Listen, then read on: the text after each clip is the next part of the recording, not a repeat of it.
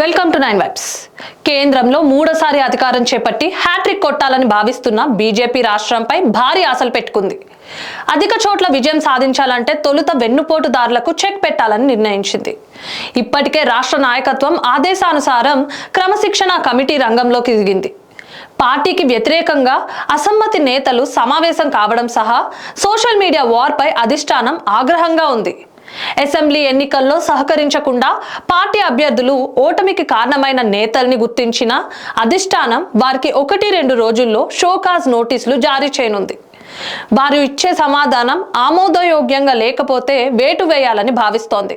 లోక్సభ ఎన్నికల్లో మంచి ఫలితాలు సాధించాలంటే అసెంబ్లీ ఎన్నికల్లో జరిగిన తప్పిదాలు పునరావృతం కాకుండా చూసుకోవాలని బీజేపీ రాష్ట్ర నాయకత్వం నిర్ణయించింది.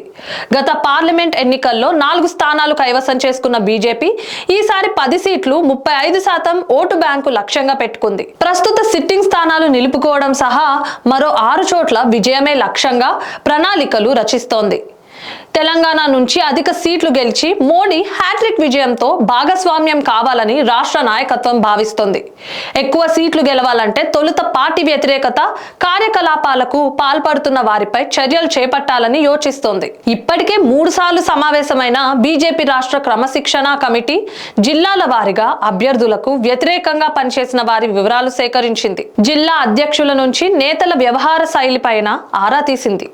అసమ్మతి నేతల రహస్య సమావేశాలపై చర్యలు తీసుకోవాలని భారీగా ఫిర్యాదులు అందినట్లు తెలుస్తోంది. ఈటల అసెంబ్లీ ఎన్నికల్లో నేతల మధ్య సోషల్ మీడియా వార్పై పార్టీకి నివేదిక ఇవ్వాలని క్రమశిక్షణ కమిటీ యోచిస్తోంది. బండి సంజయ్, ఈటల రాజేందర్ మధ్య చాలా రోజులుగా ఆ వార్ కొనసాగుతుందని కమిటీ దృష్టికి వచ్చినట్లు తెలుస్తోంది.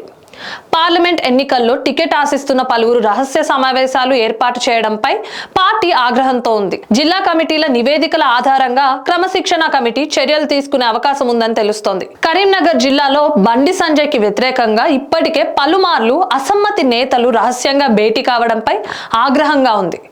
ఆ సమావేశాలు నిర్వహించిన వారిపై వేటు పడే అవకాశం ఉందని సమాచారం.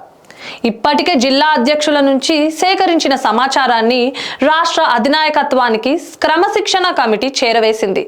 పార్టీకి వ్యతిరేకంగా పనిచేసిన వారికి షోకాజ్ నోటీసులు ఇవ్వాలని భావిస్తోంది. వారి నుంచే సమాధానం ఆమోదయోగ్యం కాకుంటే వేటు వేయాలని నిర్ణయించింది. పార్లమెంట్ ఎన్నికల వేళ జిల్లాల అధ్యక్షులను మార్చాలని రాష్ట్ర అధ్యక్షుడు కిషన్ రెడ్డి భావిస్తున్నారు. గతంలో బండి సంజయ్ అధ్యక్షులను నియమించగా తన మార్క్ చూపెట్టేలా మార్పులు చేయాలని కిషన్ రెడ్డి యోచిస్తున్నారు. ఆ విషయంపై 2 రోజులుగా కసరత్తు చేసిన ఆయన 15 నుంచి 20 మంది జిల్లా అధ్యక్షులను మార్చి కొత్త వారిని నియమిస్తున్నట్లు పార్టీ వర్గాలు తెలిపాయి. ఢిల్లీ వెళ్లిన కిషన్ రెడ్డి జిల్లా అధ్యక్షుల నియామకానికి సంబంధించిన నివేదికను పార్టీ అధిష్టానానికి ఇవ్వనున్నట్లు సమాచారం. సంక్రాంతి తర్వాత రాష్ట్ర పదాధికారుల్లోనూ మార్పులు చేర్పులు చేయాలని భావిస్తున్నారు. ఇలాంటి మరిన్ని అప్డేట్స్ కోసం స్టే ట్యూన్ టు 9 వైబ్స్.